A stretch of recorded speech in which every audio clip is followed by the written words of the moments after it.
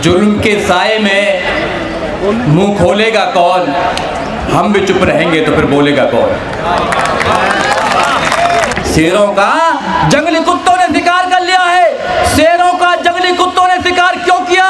क्योंकि शेर पिंजरे में था, वो अपना स्वभाव भूल गया था, वो आक्रमण करना भूल गया था, और जो कुत्ते थे वो अपना एक जोश आ गया उनके अंदर और वो निपुण हो गए थे शिकार करने में। अपने बच्चों को घरों में रखेंगे तो पिंजरे के शेर बनाएंगे। ये हमारी एजुकेशन को खत्म करना चाहते हैं। एजुकेशन को इसलिए खत्म करना चाहते हैं क्योंकि एजुकेशन आपको ताकतवर बनाती है। बुद्ध ने भगवान को नहीं माना, बाबा साहब डॉक्टर अम्बेडकर ने नहीं माना, हमारे महापुरुषों ने नहीं माना। और ऐसे हालातों में दुश्मन को चुनौती देना कोई शेर दिल वाला ही कर सकता है। क्योंकि आज जो माहौल है पूरे देश के अंदर, संविधान को खत्म करने की पूरी प्लानिंग चली हुई है। कोई भी व्यक्ति अपनी आवाज निकालता है तो झूठे मुकदमे डालकर जेल में डाला जाता है। मगर ये जानते नहीं हैं कि हम बाबा साहब डॉक्टर अम्बेडकर और बुद्ध के मानने वाले हैं, तुम्हारे झूठे मुकदमों से डरने वाले नहीं हैं। इनको पता होना चाहिए कि बाबा साहब डॉक्टर अम्बेडकर ने इस देश के अंदर जो क्रांति लेकर आए हैं, जो बाबा साहब डॉक्टर अम्बेडकर ने अपने कलम के माध्यम से जो संविधान दिया है, वो संविधान हमें आज़ादी देता है कि हम इस देश के अंदर वो सब काम कर सकते हैं जो संविधान में लिखा हुआ है। मगर संविधान को पढ़ना पड़ेगा। संविधान हमें आज़ादी देता है कि हम समता की बात करेंगे, हम भाईचारे की बात करेंगे। फिर इन लोगों को कौन सा संविधान आज़ादी देता है कि ये सत्ता में बैठकर भी ये विषमता की बात करते हैं, ये धर्म की बात करते हैं। तो आपको समझना होगा, जिनकी सत्ता होती है धर्म उनका होता है। आप सत्ता के लिए क्या कर रहे हैं? जैसे भंते जी ने अभी कहा कि लोगों को पार्लियामेंट में जाना चाहिए, 1 से 31 मेंबर ऑफ पार्लियामेंट हमारे जाते हैं, मगर वहां कोई क्रांतिकारी नहीं जाता है। सब अपनी कुर्सी की बात रखने के लिए जाते हैं।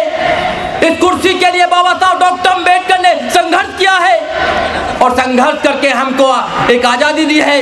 संविधान की आज़ादी जो देने के बाद जब हम लोगों को वोटिंग का अधिकार मिला तो हम सत्ता में आए, और सत्ता में आने के बाद हमारे साथ क्या हुआ आपने देखा होगा कि आज क्या हो रहा है। मगर हम लोग बाबा साहब डॉक्टर अम्बेडकर की बात को समझने के तैयार नहीं है। बाबा साहब डॉक्टर अम्बेडकर को पूर्ण रूप से मानने के लिए तैयार नहीं है। बाबा साहब डॉक्टर अम्बेडकर ने 14 अक्टूबर 1956 को नागपुर के अंदर क्या किया कि आप बुद्ध बन जाएं। मगर हम लोग तो कह रहे थे कि 2 नावों में हमने पैर रख रखा है। मुझे लगता है कि 2 नहीं 3-4 में रख रखा है। बहुत से लोग तो और भी जाते हैं, देखा नहीं कहाँ जाते हैं, क्योंकि भगवान की उनको एक आशा चाहिए। और मेरा मानना है कि भगवान को 2 प्रकार के लोग मानते हैं, कायर और लालची लोग मानते हैं, और कोई नहीं मानता। बुद्ध ने भगवान को नहीं माना, बाबा साहब डॉक्टर अम्बेडकर ने नहीं माना, हमारे महापुरुषों ने नहीं माना।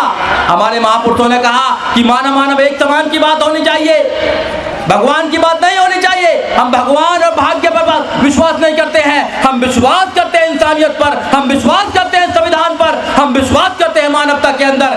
मगर कुछ लोग संविधान को तोड़ना चाहते हैं। मैं आपको एक बात बताना चाहता हूँ कि लोग संविधान के पीछे क्यों पड़े हैं। और भी बहुत सारी चीजें हैं। संविधान आपको आज़ादी देता है, हर चीज की आज़ादी देता है। अगर मैं यहाँ खड़े होकर बोल रहा हूँ तो संविधान आज़ादी देता है, आर्टिकल 19। अगर मैं वकील बना हूँ तो संविधान आज़ादी देता है। हमारे वकील साहब अभी कह रहे थे, पूर्व मंत्री भी थे राजेंद्र पाल गौतम जी, कि उन्होंने LLB की और LLB करते करते 8,000 रुपया लगे। मगर मैं आपको बताना चाहता हूँ, मैंने LLM तक किया, मेरा 1 पैसा भी एजुकेशन में नहीं लगा, क्योंकि बाबा साहब डॉक्टर अम्बेडकर के रिजर्वेशन से मुझे एजुकेशन मिली है।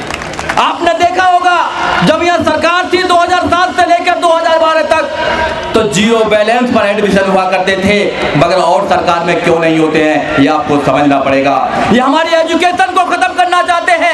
एजुकेशन को इसलिए खत्म करना चाहते हैं क्योंकि एजुकेशन आपको ताकतवर बनाती है, आपको सवाल करने का मौका देती है। एजुकेशन इनकी आंखों में आंखें डालकर सवाल करने का आपको मादा देती है, इसलिए एजुकेशन को खत्म करना चाहती है। साथियों, आपने सर्कस देखा होगा, सब लोगों ने सर्कस देखा होगा।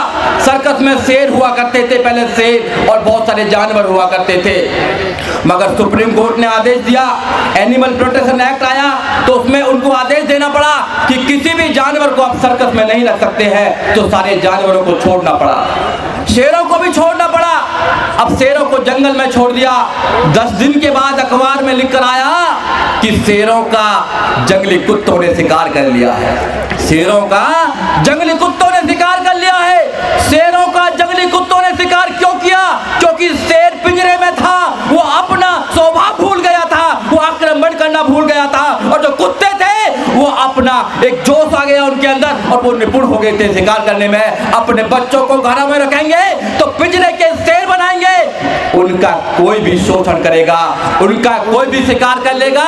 इसलिए आप लोगों को पिंजरे का शेर नहीं बनाना है, आपको बाबा साहब डॉक्टर अम्बेडकर का उनको भीमसेनी बनाना है। और एक बात और, IAS, PCS, doctor, engineer, professor, जज, वकील बनना आसान है, अम्बेडकरवादी बनाना उससे भी 100 गुना ज़्यादा कहीं टफ है। अम्बेडकरवादी बनना, बुद्धवादी बनना इतना आसान नहीं है। गलत होता है उसको कौन आवाज लगाता है? अम्बेडकरवादी आवाज लगाता है। गलत का हमेशा आपको विरोध करना है, क्योंकि अगर आप विरोध नहीं करेंगे तो आपकी आने वाली संतानें गूंगी पैदा होंगी। अगर आप विरोध करेंगे तो इतिहास में आप बागी कहलाएंगे, मगर आप गुलाम नहीं कहलाएंगे। मित्रों, ये जातीय जनगणना के सवाल पर मैं ज्यादा बड़ी बड़ी बातें तो नहीं कहूंगा, लेकिन मैं 2 शब्द यही कह करके जाऊंगा कि मैं आज की तारीख से आपकी ऑर्गेनाइजेशन से जोड़ रहा हूं। कोई जानता नहीं है कि किसके जुड़ने से, किसके जाने से क्या होगा, लेकिन इतना मैं जरूर कह रहा हूं, जो भी आपने जो चिराग जलाया है, जो ज्योति जलाया है, ज्योति का तेल का एक हिस्सा राजेंद्र सिंह यादव आपके आंदोलन से जरूर खड़ा रहेगा। हम बड़ी बड़ी बातें नहीं यहाँ करना चाहते, हमारी क्या हैसियत औकात है हम खुद अपने आप में जानते हैं। हमारे हैसियत और औकात होती तो आपके साथ यहाँ बैठे नहीं होते, वहीं बैठे होते जहां नरेंद्र मोदी लोग बोलने वालों को गूंगा बना करके बैठा है, हम भी वही होते। तो हमारी कोई हैसियत नहीं, हमारी कोई औकात नहीं। तो मित्रों, ये जातीय जनगणना नहीं कराना चाहते, इसलिए जातीय जनगणना नहीं कराना चाहते क्योंकि इनका जातीय जनगणना से पोल खुल जाएगा। इस देश में जज की कुर्सी नहीं मिलेगी, इस देश में डीएम की कुर्सी नहीं मिलेगी, इस देश में कलेक्टर की, इस देश में डॉक्टर की कुर्सी नहीं मिलेगी। जूता और गीता पर इनका कब्जा नहीं, इसलिए काम नहीं कराना चाहते। और दूसरा एक शब्द और मैं बोलूंगा, ये बैलेट पेपर पर, ये बैलेट से नहीं करना चाहते क्योंकि सारे इनको पता है, आरएसएस लोगों के लोगों को पता है, पूरे जीवन लड़ते लड़ते बुढ़ापा हो गया, अंतिम समय आ गया।